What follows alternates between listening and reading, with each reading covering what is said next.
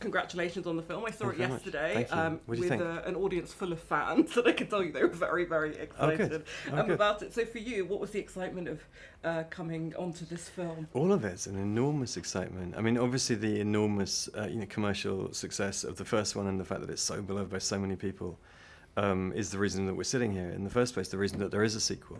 And there's a version where that's completely terrifying if you think about it, and I would never have got out of bed basically and never written a word. So I chose not to think about that and just to view it as a massive positive that I get to be part of this enormous thing. Absolutely. And were you a fan of, and did you watch the original movie? I'd seen the original movie in the cinema, yeah, when it came out, and I left. I remember leaving thinking that I just had a summer holiday in 2 hours, and so that was very much the goal for this one too. It's easy to get starstruck when it's a cast like this. Is that something you suffer from? Who was the most kind of... Cher. It's always Cher. And Cher starstruck everybody. The day she sang Fernando, everybody came in. The actors that weren't working and crew that weren't supposed to be working. And they all brought their husbands and wives and children and dogs. And when she got to the bottom of the staircase, sung Fernando, there's just a storm of applause. It was amazing. And then on her last day, they were all queuing for photos. There was James Bond queuing and Mr. Darcy queuing, and Christine and Julie, Dame Julie Walters and Meryl's in there. She's next level. You can't not be starstruck. That actually got the biggest cheer in the screening yesterday when Fernando. So when that song was about to happen, everybody went insane. Yeah. I mean, Andy Garcia's character is invented for that moment.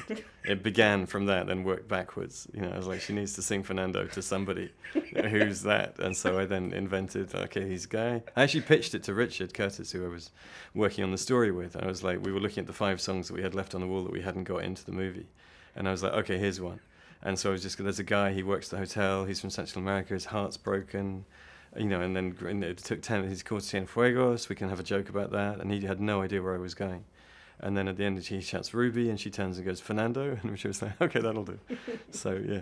Well, it worked. Thank you. And so Cher had a kind of incredible entrance into the movie yesterday. Yeah. I imagine that when she walked on set, it was kind of It's the same thing, yeah. She comes on and she has a phalanx of people around her. For a start, which was brilliant the day she said yes, but the better day was when she actually got on the plane, because you're never quite sure if she's going to come. And so then when she arrived on set, there's like all these people around her, and she had her dark glasses on, and you kiss the ring. But then very quickly, genuinely, you realise that she's just a brilliant person. She's really funny, really warm, really nice. And so she was a hoot, and so we all relaxed and had a lovely time. Talk a bit about working with Meryl in this movie, and also keeping kind of her plot secret, because there's been a lot of speculation about that. Mm-hmm. Well, I mean, the reason it took 10 years to get here, I think, for the sequel. This is good stuff, I'm saying. Can you recreate it? That's how much I'm killing, is the point. No, the reason it took 10 years, I think, to get here is because no one was quite sure everybody wanted the most impactful and emotional way to tell the story. And Meryl was obviously part of that decision, part of those. And when I pitched this version, she was delighted and thrilled, and it seemed to work best for her and for everybody. And so, but that was an extraordinary day. Waking up knowing you're going to direct Meryl and Amanda Seyfried, watched by Cher and Andy and Colin and Pierce and Stellan and Julie and Christine. That was a scary day. Hard to get out of bed. And also, obviously, ABBA soundtrack, their songs are so infectious. So does that make for the kind of set that people are singing off camera as well, singing in the shower, singing on set when you're not rolling, that kind of thing? All the time, everyone's singing. I mean, you're trying to create an atmosphere where people feel free and able to express themselves and do whatever, and there's no ridicule and there's no irony. But also, for me, there's nothing more off-putting, I think, than people having more fun on screen than you're having watching them. And so, but these are real professional people. So, but it was a very, very happy set. It was a very bonding experience. The legacy cast, you don't call them the older cast, you call them the legacy cast. They were all very close anyway. They had a remarkable time. I know it's a cliche and everyone always says it, but I can attest to the fact that it's true because I got to witness it and hopefully use it in the film. And so it was very important for me with the younger cast that we cast people I really liked, as well as that were really good, because they would have the same, and they are all, the 6 of them are now really close, which is lovely. They all write and text and hang out all the time and send me pictures of wherever they are.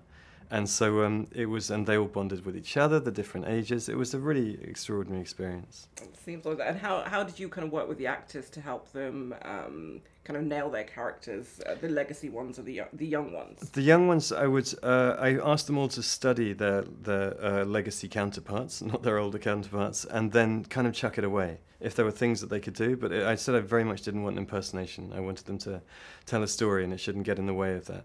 But then if there were things that they could use, for example, when Lily tries the dungarees on for the first time, I said, if you just walk out and stand there and model the dungarees. And she's like, what do you mean model? I was like, I don't know, just do something. And she did the dance, the dungarees, which is what Meryl does on the jetty in the first movie. And so that comes from her own research and her own study and her own thought. And that's the stuff that you know, that's just brilliant. But rather than actually giving a direct impersonation.